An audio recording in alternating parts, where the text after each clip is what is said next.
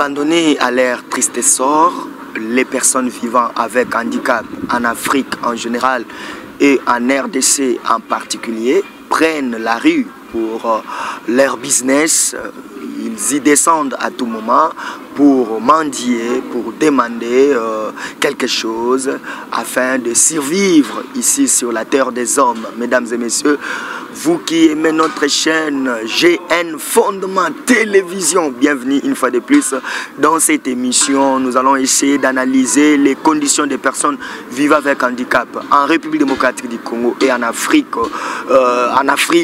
Mesdames et messieurs, vous qui aimez notre chaîne, nous vous demandons toujours de vous abonner très massivement. Merci et bienvenue dans cette émission. Donc, nous allons parler des conditions de vie des personnes vivant avec handicap en Afrique et particulièrement en République démocratique du Congo, tout en faisant une petite comparaison avec les conditions de vie des personnes vivant avec handicap en Suisse, par exemple, là où nous allons retrouver notre correspondant et éducateur social, Monsieur Augustin Aimba. Voilà, salutations à vous tous qui nous aimez. Merci d'être encore venus dans cette chaîne GN Fondement Télévision et dans cette émission que vous aimez beaucoup.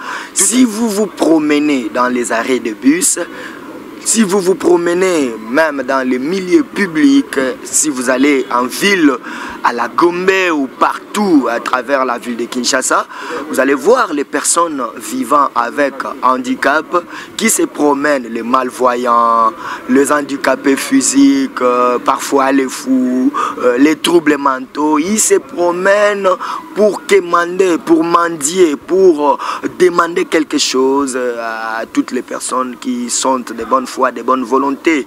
Mais nous nous posons la question, est-ce que c'est comme ça que les gens doivent vivre? Est-ce que les personnes vivant avec handicap ne sont pas des personnes à part entière qui doivent bénéficier en tout cas de la richesse de la République démocratique du Congo? Est-ce que ce ne sont pas des personnes qui doivent être encadrées? Parce que on peut avoir une infirmité physique, on peut être malvoyant, mais on peut développer d'autres capacités. Aujourd'hui, lorsque vous sillonnez à travers le monde, vous allez voir que les personnes vivant avec handicap, à travers le monde, il y a des boss, il y a des patrons d'entreprise, mais qui sont des personnes vivant avec handicap. Mais pourquoi pas ici en République démocratique du Congo? Qu'est-ce qui doit être fait pour que les personnes vivant avec handicap ne vivent pas dans la mendicité? Vraiment, c'est au grand risque même, au péril de leur vie. Vous allez voir quelqu'un qui ne voit pas, il est malvoyant, mais qui se promène tout au long des boulevards pour quémander, pour mendier. Vous voyez que c'est vraiment au risque de sa propre vie. Voilà pourquoi nous sommes venus nous entretenir avec vous, chères autorités de la RDC, avec vous de la diaspora congolaise, avec vous, fidèles internautes, vous qui aimez notre chaîne. Nous sommes venus nous entretenir autour de la vie que mènent les personnes vivant avec handicap ici en République démocratique du Congo.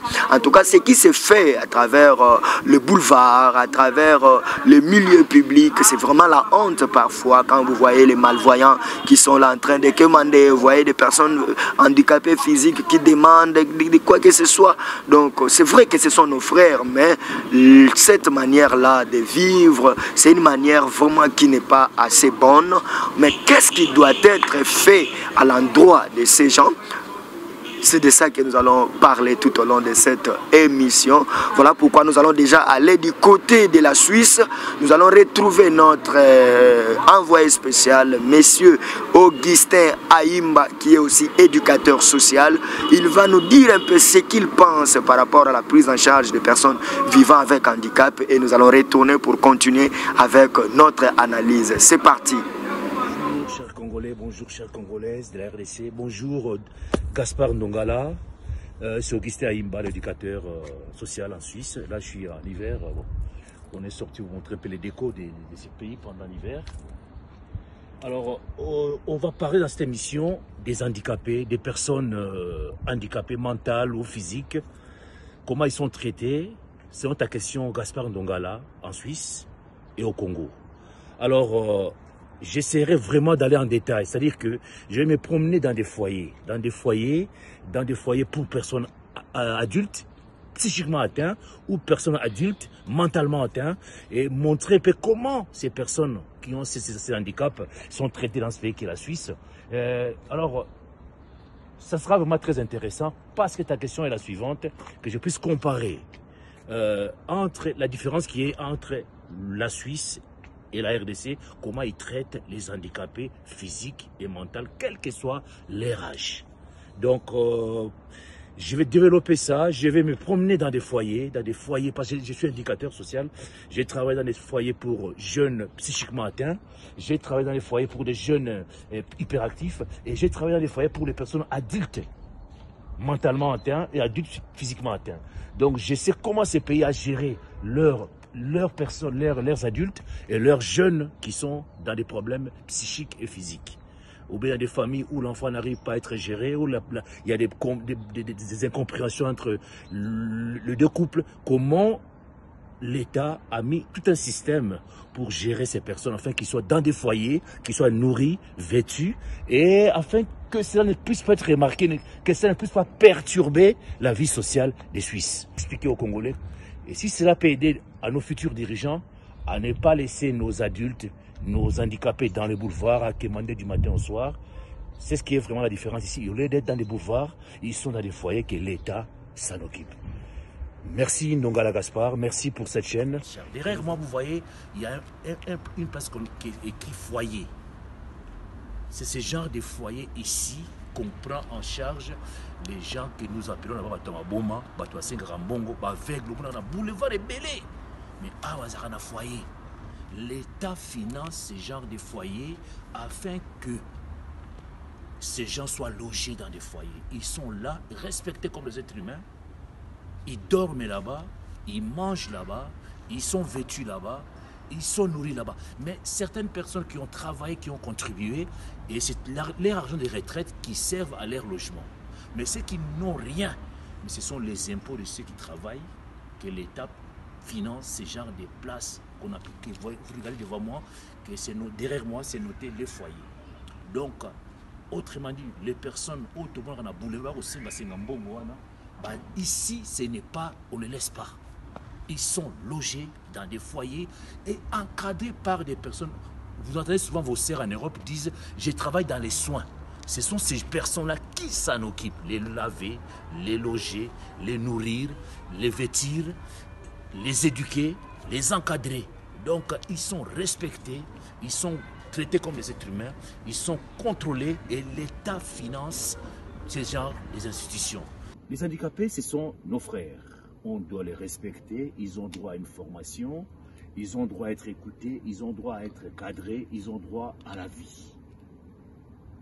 Mais chaque pays a sa façon de gérer, de cadrer les handicapés. Que ce soit, on peut parler des handicapés mentaux, des sourds, des gens qu'on appelle Batamaboma, des aveugles, des manchots, des gens qui n'ont pas de bras, des gens qui font avec des chaises roulantes. Chaque pays a sa façon de traiter ses handicapés. Alors, en Suisse, c'est autrement, en Angola, c'est autrement, au Congo, c'est autrement. Mais malheureusement, comme tu m'as posé la question, cher ami Ndongala Gaspard, de GN Fondement TV, que je vous prie de vous abonner massivement, parce que nous parlerons que social. Ici, nous ne parlons pas de fanatisme, en politique, parti politique, non. On parle du social congolais RDC. Les handicapés en Suisse sont cadrés, c'est-à-dire que l'État finance le foyer, les centres, les endroits où ils sont logés, nourris, suivis, et c'est l'État qui finance tout ça. Et ils forment des personnels pour s'occuper de ces gens-là. Mais malheureusement, en RDC, on a l'impression qu'ils sont livrés à eux-mêmes. Quelqu'un, s'il est manchot, donc il n'a pas de bras, il est sur une chaise roulante, il est aveugle, il est sourd, automatiquement, il tombe dans la mendicité. Il tombe dans la mendicité. On le voit carrément au boulevard. Sortez seulement dans le boulevard, tu seras fatigué à force de rencontrer des mendiants. Souvent, ce sont des aveugles, des handicapés, Alors, c'est ça qui fait un peu la différence d'un pays à l'autre. Mais par contre, dans un pays comme l'Angola, j'ai fait une enquête, j'ai appris quand même, l'État quand même a mis des structures. Il est interdit à un fou, à un handicapé mental, d'être dans la ville comme ça. Donc, chaque pays a ça. Donc, réglemente les règles pour gérer ces handicapés. Mais dans cette émission, je vais contacter certaines personnes qui travaillent dans les sociales pour me donner leur avis par rapport à leur pays, comment les handicapés sont traités. Merci beaucoup, Papa Augustin Aimba, notre envoyé spécial en Suisse, à Genève. Merci beaucoup pour vos analyses. Et ici, nous allons poursuivre aussi avec notre émission, la prise en charge des personnes vivant avec handicap. Vous avez compris qu'en Suisse, par exemple, il y a des foyers là où on loge les personnes vivant avec handicap, les foyers qui sont initiés par des personnes privées ou encore par l'État. Mais l'État y met des moyens. L'État y met des moyens afin que ces personnes-là soient bien prises en charge et qu'elles ne soient pas plutôt une charge pour la population lambda. Voilà, ce sont de telles initiatives qui doivent être aussi ici en République démocratique du Congo. Voilà, comme nous parlons de la Suisse déjà, nous voulons dire à tous les Africains qui habitent la Suisse, si vous voulez manger au rythme de l'Afrique, en tout cas n'hésitez pas à aller justement visiter la boutique Love Africa. Boutique Love Africa chez Maman José. Chez Maman José, donc la boutique Love Africa chez Maman José. Vous allez manger les dongo dongo, vous allez manger les mika, vous allez manger tout ce que nous mangeons ici au Congo et partout en Afrique. Donc la boutique Love Africa, c'est déjà à Moutier en Suisse, dans les cantons de Berne. Voilà, dans les cantons de Berne, là vous allez trouver la boutique Love Africa chez Maman José et vous allez manger au rythme africain. Voilà, prenons aussi ces spots publicitaires. Vous êtes en Suisse et vous désirez exporter vos marchandises, colis, voitures et autres à destination de Kinshasa ou de Brazzaville la Verte. Ah oui, n'hésitez pas. Visitez l'agence Pondi Export, une seule adresse qui vous permet d'envoyer vos marchandises en toute sécurité. Pondi Export, je répète, Pondi Export, 6 rue de la Poste, 42 bar 2054 à Bienne en Suisse, bien sûr. Pondi Export de Papa Donatien Pondi, une agence sérieuse qui vous permet d'exporter toutes vos marchandises, tous vos colis en toute sécurité. En tout cas, si vous hésitez, vous allez exporter des marchandises qui n'arriveront pas à destination voulue. Mais si vous voulez que vos marchandises arrivent à destination voulue, n'hésitez pas à visiter l'agence Pondi Export. Pondi Export, nous sommes à Bienne, en Suisse, sur avenue de la Poste, numéro 42 bar 200 bar 2054. Pour tout contact, n'hésitez pas à appeler directement le plus 41 32 341 24 60. Je répète, plus 41 32 341 24 60, ou encore appelez le plus 41 78 889 96 43, plus 41 78 889 96 43. Pondi Export, ah oui, exportez vos marchandises en toute sécurité et les marchandises arriveront à bon port et au temps voulu. Pondi Export, une seule adresse pour vous qui habitez la Suisse. Envoyez vos marchandises en toute sécurité à destination de Kinshasa, ah oui, Kinshasa, ou encore de Brazzaville la Verte. Visitez Pondi Export. Voilà, merci beaucoup pour ces spots publicitaires. Gloire Nakanga, merci beaucoup Gloire Nak, comme tu aimes qu'on t'appelle. Donc voilà, merci pour ces spots publicitaires. Donc à tous ceux qui habitent la Suisse, qui veulent en tout cas faire ou envoyer leurs marchandises ici en RDC ou au Congo-Brazza, nous avons donné l'adresse. Allez seulement à l'agence Pondi Export. Vous allez envoyer vos marchandises en toute sécurité. sécurité. Voilà, nous retournons encore dans notre sujet, la prise en charge des personnes vivant avec handicap. Monsieur Augustin Ayimba en Suisse a essayé aussi d'interroger certains compatriotes africains. Il y a des Camerounais, il y a d'autres, des Burkinabés par exemple, des Angolais et nous-mêmes les Congolais qui habitons la Suisse. Il les a interrogés, voilà pourquoi nous allons prendre leur point de vue, c'est-à-dire les Africains qui habitent en Suisse, qu'est-ce qu'ils en disent par rapport à la prise en charge des personnes vivant avec handicap ici en Afrique et en République démocratique du Congo. Alors, nous allons retourner encore en Suisse pour prendre les points de vue de nos compatriotes africains qui habitent l'Afrique, qui habitent plutôt la Suisse. C'est parti déjà, nous retournons en Suisse. Alors, à mon côté, j'ai le diacre Ignace de nouveau. Vous l'avez découvert, mais le diacre Ignace. Diacre, toujours au bêta masolo concernant les handicapés de la RDC. Diacre, même vous avez si tu sors au Congo maintenant, la boulevard, au Congo, on a 200-300 handicapés mentaux, bakoka, aveuglés. Baza ko tambola. Au Congo, on sait comment on a un boulot. Si on a 5 ans, il y a des fautes ne pété. Tu remarques, comme si le Angola, l'État a un cadre.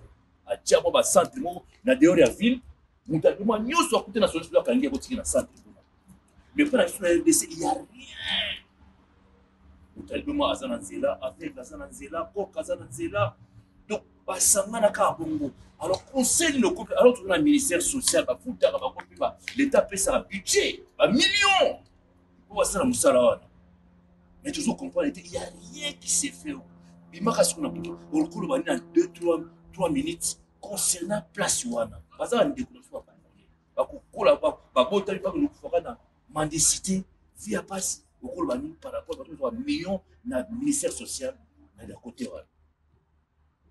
Merci pour la parole parce que omoni eloko wana ezali souci ya biso nyonso ndenge tobimi libanda pe komona combien bazo ko traiter ba humain parce que ba handicapé baza ba humain ba tomabomba baza ba humain basengeli na aide sociale. Alors social wana ezosenga ke ekoputa pe misala biso atoye koli ba aide soignant ba aide soignant baza wana pona ko assister batu oyo baza na handicap mental et puis physique ezosenga vi wana ezala vraiment contrôler toza na ba ressources oyo ko protéger batu wana na muta ressources ezali eza nango teke mbongo ekoita ye eko créer ba emploi kaka handicapé mutu azobatela ye bazofuta ye ezo créer ba emploi famille wana ezali nourri suite kaka ya handicapé wana bazobatela batu biso tozofutela yango bandaku ya cher awa na Europe tozofutela yango bamakambo nyonso vie sociale nyonso wana mpona nini tozosurveiller tozoko aider ba handicapé na kati ya bacentre na bafoyer soki tozali maloba lakisiki na suite ntango oyaki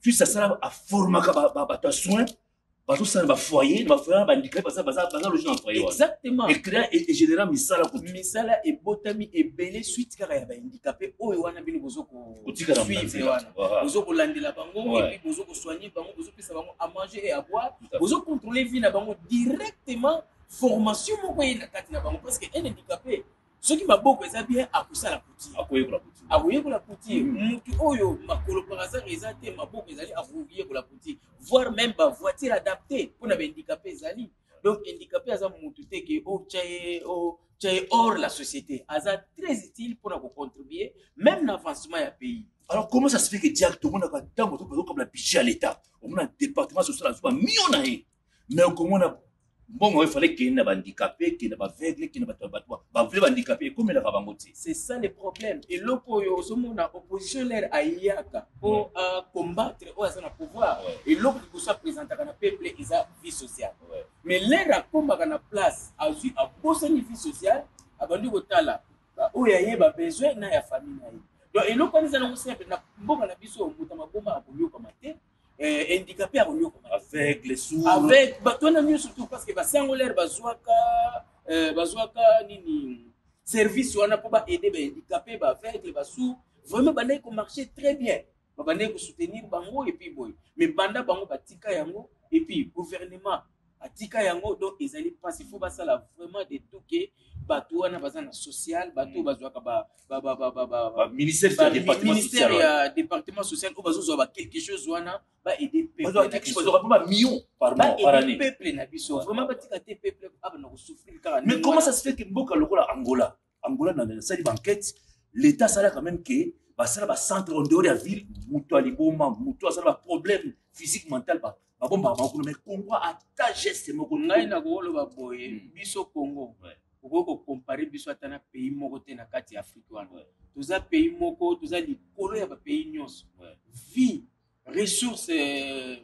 ressources na biso oyo toza nango ba bien na biso oyo ya mabele kaka et pour nourrir Congolais n'a pas besoin nyonso études vie sociale nyonso ça va très bien donc ils ont mauvaise foi ils ont mauvaise foi il y a des dirigeants au bazakuna donc les responsables au bazwaka mbongo ya handicapé au bazwaka mbongo ya aveugle tout le monde est handicapé physique mental donc ils ont une mauvaise foi. Et maintenant nous allons parler avec Linda qui travaille ici, qui vient du Togo. Linda, nous avons une petite question à poser par rapport aux handicapés, aux enfants de la rue.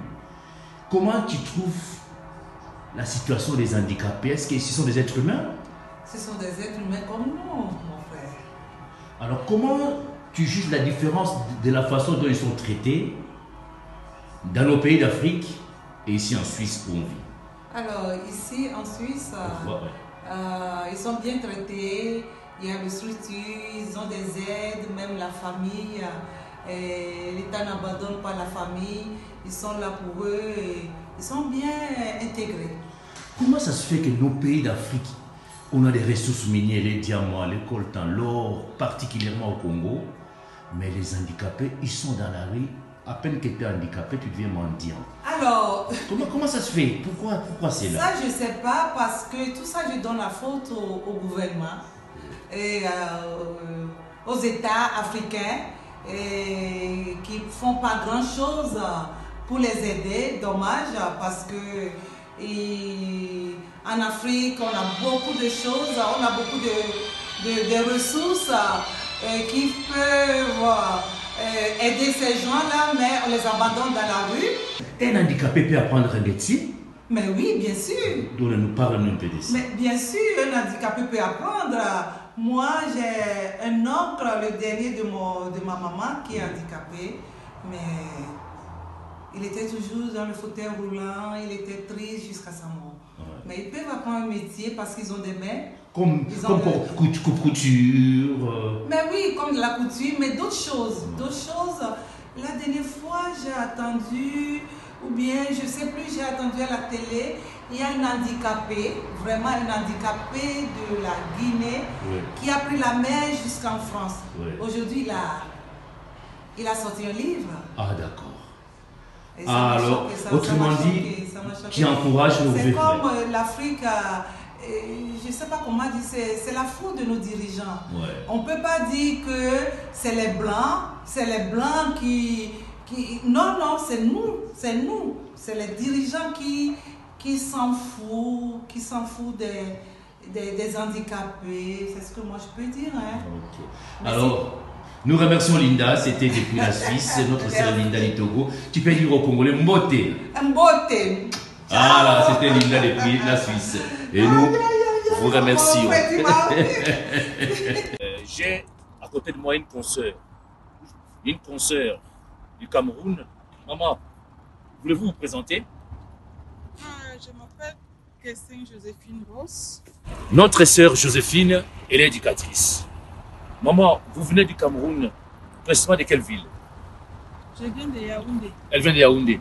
Vous travaillez dans un foyer. Pour travailler dans un foyer, vous avez amené avec vous un diplôme camerounais ou bien vous avez fait une formation ici? J'ai fait beaucoup d'études au Cameroun. Oui. J'ai fait beaucoup d'études au Cameroun. J'ai travaillé dans les soins. J'ai même, ici on appelle ça CFC, assistante en soins et santé communautaire. Au Cameroun, j'ai étudié, on appelle là-bas sage-femme. Donc quand je suis arrivée ici, les conditions de vie n'étant pas les mêmes, on va chercher la grande porte pour vite entrer. Donc j'ai travaillé dans beaucoup d'endroits. Aujourd'hui, je me retrouve Je suis maintenant éducatrice. Alors, maman Joséphine, elle est éducatrice dans un foyer qui s'appelle comment? La pépinière. Elle est dans un foyer qu'on appelle la pépinière. Alors, vous vous occupez de quel genre de personnes là-dedans? Alors, on s'occupe des handicapés mentaux. Oui. On s'occupe des handicapés mentaux, physiques et mentaux. Voilà. Et là, dans nos pays, les handicapés mentaux qu'on appelle, comme au Congo, ils sont dans la rue, dans les boulevards, à demander un peu pour survivre. Ici, ils sont aussi dans la rue comme dans nos pays. Oh non, c'est autre chose. C'est une autre vie. Ouais. Ici, ils sont encadrés. Ici, ils sont suivis. Ce qui n'est pas la même chose dans nos pays d'Afrique. Ici, ils sont suivis. Ici, ils sont respectés. Ici, ils ne marchent pas nus. Ici, ils ne commandent pas. Donc, c'est dans ce genre de foyer-là qu'on nous exerçons, en fait. Voilà. Et puis, qui paye leur nourriture, leurs médicaments, leur loyer dans ces foyers? Qui finance ça? En fait, comme ce sont des foyers para-administratifs, donc ça veut dire que ça appartient d'abord à une personne, puis le gouvernement met aussi son apport. Mais en fait, ici en Suisse, le gouvernement met environ 75% de leur apport. Et puis, quand tu commences, le gouvernement met son apport pour soutenir la bienveillance de ces personnes-là. Voilà, moi je nous explique qu'ici, les gens qu'on appelle Batamaboma, Batamosengambongo, ils ne sont pas dans la rue. Ils sont dans des foyers et le gouvernement finance une bonne partie pour s'occuper de ces enfants, de ces personnes-là qui sont handicapées mentales. Qu'est-ce que vous venez par rapport au Cameroun? Comment ça se passe au Cameroun? Il y a aussi des foyers, il y a aussi des endroits où ces gens-là, les handicapés mentaux, les handicapés physiques sont encadrés. Oui, il y a des endroits qui sont encadrés. Oui. Des foyers au Cameroun, il y a des foyers qui sont encadrés, mais ce n'est pas la même chose ici en Europe. Oui. Ils sont encadrés, on les met parfois dans ces maisons-là, mais après ils fuient. Mais pour les mettre dans ces maisons-là chez nous, il faut avoir des capacités au niveau des finances. Donc, il faut un suivi. Il y a quelqu'un qui doit suivre, qu'on t'amène là, on t'amène là, on t'amène là. Sinon, tu es abandonné à toi-même à la rue. J'ai retrouvé encore notre bien-aimé Mamadou Ouadrogo de Burkina Faso, notre frère qui est avec nous. Mamadou, j'ai fait une émission sur les handicapés en Suisse, les handicapés en Afrique. Nous voyons en Suisse, tu connais un peu les cadres, comment ils sont traités ici. Quand on parle des handicapés, c'est des personnes qui ont un certain âge, des personnes qui ne peuvent pas marcher, des personnes qui ont un handicap mental ou physique. Nous voyons les cadres qu'on les réserve ici. Et dans certains pays en Afrique, il y a plus ou moins un cadre comme en Angola, il y a même des foyers où ils sont logés, on ne laisse pas les fous dans la rue, on ne laisse pas les personnes, les jeunes de la rue dans la rue, il y aura des cadres. Mais particulièrement en RDC, quand tu sors dans un boulevard, et tu vas rencontrer 1000 mendiants, tous des handicapés. Donc des fois tu en as marre. Mais qu'est-ce que tu peux, en un mot, qu'est-ce que tu peux dire par rapport à cela, un pays qui est immensément riche, l'argent coltant, nous voyons les salaires des hommes politiques qui travaillent 100 000 $, il y a des ex-présidents qui touchent 670 000 $ par mois, mais de l'autre côté, nous touchons la pauvreté, nous les respirons, nous les vivons. Vraiment, étant quelqu'un de très averti, qu'est-ce que tu fais comme commentaire par rapport à cela? Le phénomène de l'handicap en Afrique est un phénomène particulier, d'autant plus qu'il n'est pas vu sous le même angle comme en Europe ou particulièrement en Suisse. En Suisse, quand un enfant naît ou quand il y a un handicap dans une famille, il est tout de suite reconnu par une institution comme l'assurance invalidité, qui lui prend en charge et qui soulage la famille. On voit en Afrique que généralement la famille est abandonnée à elle-même et elle supporte et finalement parfois elle n'arrive pas. Et ce qui fait que parfois ça devient un business pour la famille qui le met dans la rue et vu que quand ça rapporte, ça devient un business familial qu'on n'essaie même plus de rien faire pour lui. Mais parfois, quand on parle aussi des personnes handicapées mentales, c'est des gens qui n'arrivent pas à être encadrés et qui font. Et parfois, ils sont loin des familles, ou parfois, on n'arrive pas à les maîtriser. Bon, Mamadou, tu vis en Suisse, tu as remarqué, il y a beaucoup de foyers par-ci par-là, l'État les cadre. Ils sont cadrés, ils ne sont pas livrés à eux-mêmes, ils ne gênent pas la vie sociale des Suisses. Mais comment ça se fait que nous vivons dans des pays immensément riches? Nous voyons des gens qui touchent des grands salaires, des hommes politiques qui ont des grands salaires, mais il n'y a aucun cadre, aucun encadrement, aucun souci, il n'y a aucune fondation, aucun foyer, aucune politique du ministère social par rapport à ces gens-là. C'est par rapport à ce qu'on aimerait parler. Mais ça, c'est un phénomène réel, comme on le dit. On le dit en économie qu'un pays dit riche, un pays riche est un pays qui arrive à cacher ses pauvres.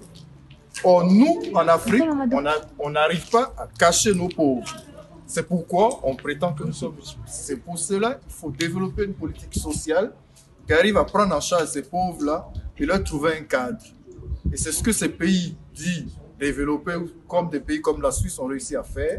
Quand il y a un problème, l'État prend tout de suite la relève, il soulage les familles et on trouve un cadre pour, entre guillemets, cacher ces pauvres-là et ces gens difficiles. Et cette politique que la Suisse pratique par rapport aux handicapés, comment ça se fait que nos politiciens qui ont vécu la plupart ici en Europe, la plupart de ces gens-là qui sont dans la politique, ils viennent d'ici, on les connaît tous. Comment ils n'arrivent pas à appliquer même les minimums de ces politiques-là au Congo, particulièrement au Congo?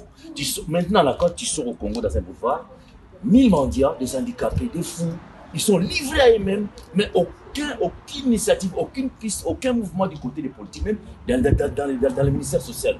On se pose des questions par rapport à ça. Qu'est-ce que tu veux dire par rapport à ça? C'est la mauvaise foi? Ou bien on ferme les yeux, on laisse comme ça? Ce que moi j'aimerais dire par rapport à ça, c'est que ces mêmes cadres sont allés dans les mêmes écoles que ces gens qui pratiquent cela en Suisse. Ouais. La seule chose qui est manquante dans nos systèmes, c'est qu'il faut reformer tout le système et il faudrait qu'il y ait le système de partage.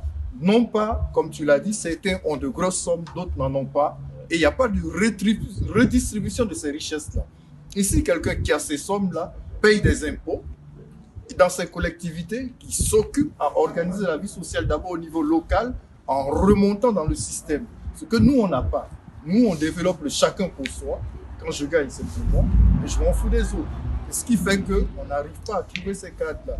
Et il faut totalement réformer le système. Sinon, toute personne, quelles soient les études, la volonté qu'il a, il arrivera toujours à l'échec qu'on connaît. Il faut seulement aller au fond, réformer tout le système. Donc, autrement dit, réformer tout le système social. Mais nous, j'ai vu un cas là, tu verras par exemple les ministères par exemple, social, mais c'est dirigé par un gars qui n'a pas fait cette formation. Tu verras les ministères d'agriculture dirigés par un gars qui a fait l'économie. Ce n'est pas aussi un fait que des gens qui dirigent ces ministères ne sont pas, ils sont pas vraiment appelés à diriger les ministères. Parce que c'est silence, de voir les handicapés dans la rue, les fous dans la rue, vraiment, j'ai dit maintenant tu sors au boulevard, tu en auras 2000, 3000, et des fois tu te fatigues. Oui, c'est un phénomène récurrent. Quand on parle de il faut des gens qui ont fait le social pour diriger le social, je ne suis pas en partie d'accord parce que tous ceux qui viennent dans ces ministères chargés du système social, il faudrait d'abord qu'ils aient un cœur à mettre. Ils sont entourés de cadres, de techniciens, de diplômés, toutes et toutes qui sont sortis dans de grandes écoles où on parle de social, de ceci. Mais c'est d'abord le cœur et ceux qui sont chargés d'appliquer le système. Comme on le dit, le gendarme, il applique le système selon ce qu'il a envie. Voilà, merci beaucoup, chers internautes. À vous aussi qui aimez notre chaîne, abonnez-vous sur GN Fondement Télévision. Ces compatriotes que vous venez de suivre, ce sont des Africains qui sont allés apprendre en Europe et précisément en Suisse. Ils ont la capacité. Ils peuvent venir travailler dans nos sociétés ici en Afrique et en République démocratique du Congo. Je prends l'exemple de M. Augustin Ayimba. Il est lui-même éducateur social. Mais ici au Congo, nous avons un ministère des Affaires sociales.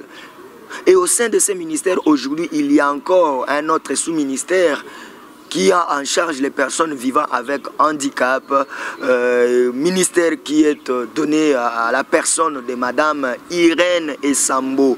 Madame Irène Essambo, pour prendre en charge les personnes vivant avec handicap. Mais ce monsieur-là, Augustin Ayimba, il est congolais de la diaspora, il a l'expérience et l'expertise pour travailler en tant qu'éducateur social.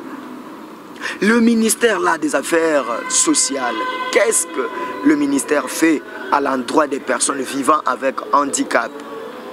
Ça fait parfois la honte lorsque les personnes vivant avec handicap se promènent tout au long des boulevards pour quémander, pour mendier. Pendant qu'en ville, par exemple, nous avons plusieurs expatriés qui viennent ici pour faire les affaires. Mais lorsqu'ils voient les Congolais handicapés, bien sûr, qui leur demandent de n'importe quoi, parfois ça fait la honte de la société. Voilà pourquoi nous interpellons les autorités de la RDC, les autorités, papa, au besoin d'un gouvernement. Prenez la charge des personnes vivant avec handicap. Créez des foyers sociaux. Créez des maisons là où on peut loger des personnes vivant avec handicap. Sinon, venez en aide à certaines ONG qui s'occupent déjà des personnes vivant avec handicap. Il y en a les quelques ONG qui s'occupent des personnes vivant avec handicap. Venez à leur secours.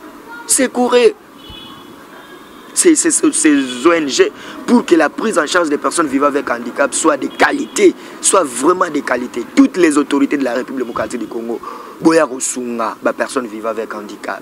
Vous aussi de la diaspora, vous avez cette capacité, vous avez l'expérience.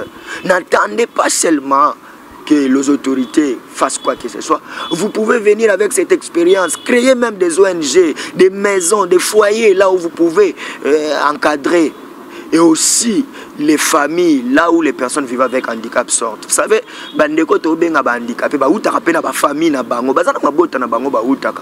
comment beaucoup bien qu'à malvoyant, toi handicapé physique, comment vous pouvez l'abandonner à son triste sort comme ça?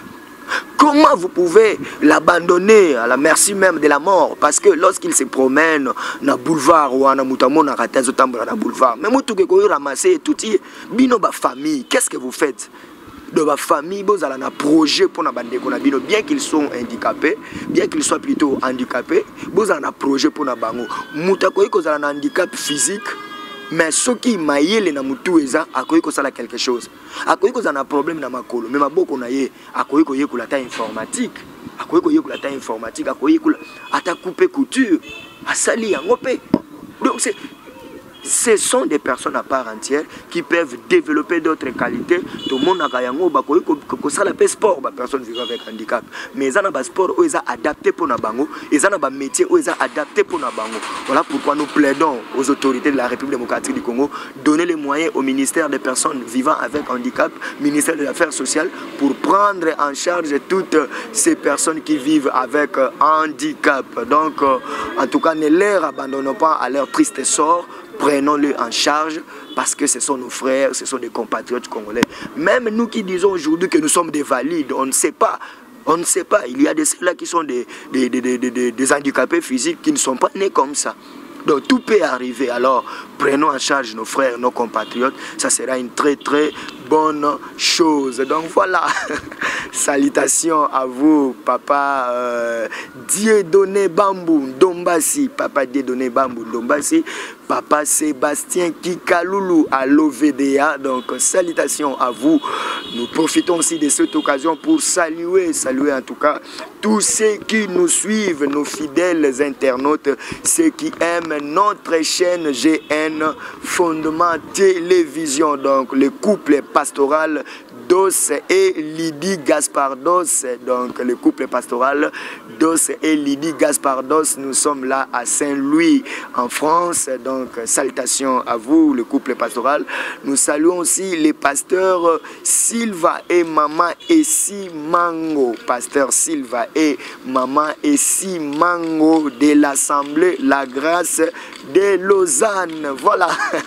Donc salutations à vous et merveille au couple Thomas et Nelly Mampangula. Merveille au couple Thomas et Nelly Mampangula. Salutations au couple Bledo et Nono Kabeya. Papa Bledo et maman Nono Kabeya. Salutations à vous et meilleur vœu. Voilà le couple ambassadeur Singa. Le couple ambassadeur Singa et maman Mado à Berne. Nous sommes toujours en Suisse. Donc ambassadeur Singa, maman Mado à Berne. Salutations à vous et meilleur vœu. Voilà le diacre Ignace Mena. Salutations à vous aussi, diacre Ignace Mena. Exaucé Kembo ainsi que pasteur Gustave Bivova. Pasteur Gustave Bivova, salutations à vous. Madame Aimé Goubert. Madame Aimé Goubert. Papa Donatien Pondi. Papa Donatien Pondi. Madame Aimé Goubert, salutations à vous, ainsi que Papa Donatien Pondi, veut dire Simba Pondi Export Kitoko. Voilà, nous saluons aussi celui qu'on appelle Papa Najoyce, messieurs Alexis Louaou, monsieur Alexis Louaou, Papa Najoyce, salutations à vous tous qui nous aimez à travers le monde, même aux États-Unis, il y a Rodrigue Mafoueni, partout à travers le monde, en France, en Suisse, en Angleterre et même ici en République démocratique du Congo. Voilà, mesdames et messieurs, qu'est-ce qu'il faut retenir de cette émission? Vous, chers internautes et amoureux de GN Fondement Télévision, vous, compatriotes africains, vous de la diaspora congolaise et à toutes les autorités de la République démocratique du Congo, même à nous, la population de la RDC, il faut se dire seulement que les personnes vivant avec handicap sont des personnes à part entière. Les personnes vivant avec handicap sont nos frères à nous. Et nous devons leur prendre en charge. À vous aussi, personnes vivant avec handicap, sachez que vous n'êtes pas des sous-hommes. Vous pouvez développer d'autres capacités. Vous pouvez faire des métiers qui peuvent s'adapter à votre infirmité. Il y en a même qui peuvent ou qui sont déjà des piliers de leur famille, des colonnes même de leur famille, bien qu'ils soient handicapés. Il y en a qui ont laissé des fortunes, bien qu'ils soient handicapés. Donc, ne prenez pas votre handicap physique comme étant une situation qui vous pousse à devenir un sous-homme. Non, vous êtes des personnes à part entière. Développez vos capacités, prenez-vous en charge à défaut de la prise en charge de l'État. Et vous aussi, les familles de toutes ces personnes vivant avec handicap, n'abandonnez pas les vôtres.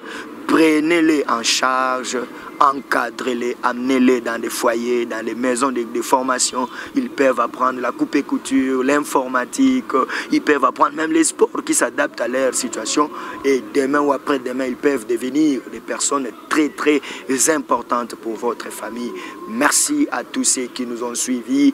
Merci à vous qui aimez GN Fondement Télévision. Abonnez-vous massivement sur notre chaîne. Papa Augustin Aimba, merci beaucoup. Mon réalisateur Gloire Nak, toujours Moussala qui toque, donc veut dire fourré au moulin.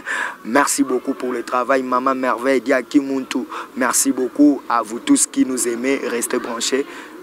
Nous allons nous retrouver très très prochainement. Il y a Doudou Kakoutal là. Merci beaucoup. C'est parti.